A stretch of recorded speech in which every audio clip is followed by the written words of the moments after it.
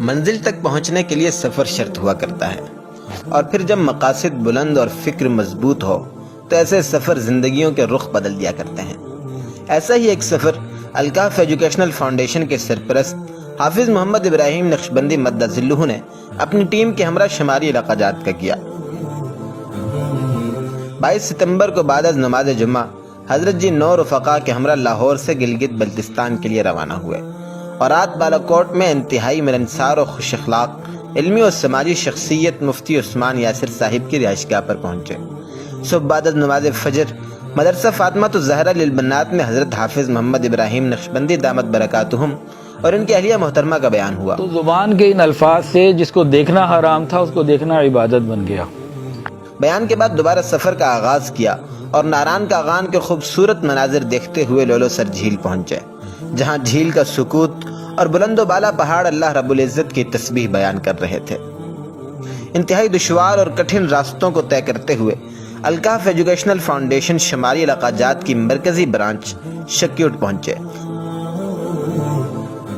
اہل علاقہ نے پرتپاک استقبال کیا، رات کا کھانا کھایا اور اگلے دن صبح ناشتہ کرنے کے بعد تقریب تقسیم اسناد برائے ووکیشنل کلاسز میں شرکت کی۔ ظہر کی نماز فاروق اعظم مسجد میں ادا کی اور اصلاحی بیان فرمایا۔ جب انسان دل پہ اللہ اللہ کی ضرب لگاتا ہے، تنہائیوں میں اللہ کو یاد کرتا ہے، تو دل کے اندر ایمان کی حرارت بڑھتی ہے۔ اس کے بعد گاہ کوچ برانچ کے نیو کیمپس کی افتتاحی تقریب میں شرکت کے لیے آگے چل دیا۔ وہاں علاقے کی مشہور شخصیت حاجی غلام اکبر صاحب نے استقبال کیا اور لذیذ روایتی کھانوں سے ضیافت کی۔ یہاں بیان کرنے کے بعد تبلیغی مرکز میں نماز ظہر ادا کی، پھر گاہ کوچ سے محترم جناب مشروب ڈار صاحب اور عمار ڈار صاحب کی رہائشگاہ گلگت پہنچے۔ تعمیراتی کاموں کے حوالے سے تفصیلی مشاورت ہوئی۔ گلگت کی مشہور اور علمی شخصیت حضرت مولانا قاضی نثار صاحب کے مدرسے کا وزٹ کیا۔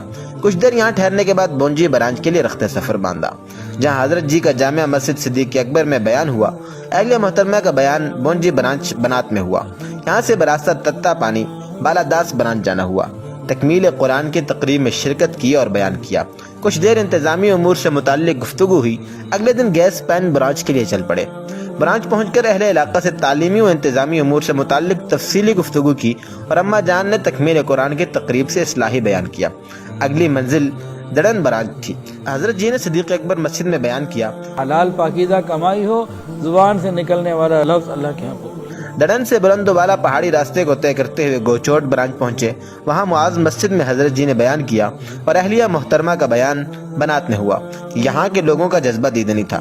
مرد و خواتین کی کثیر تعداد نے بیان میں شرکت کی۔ یہاں کچھ دیر ٹھہرنے کے بعد واپس اپنی رہائشی مقام پر پہنچے۔ صبح ناشتے کے بعد واپس لاہور کے لیے روانہ ہو گئے۔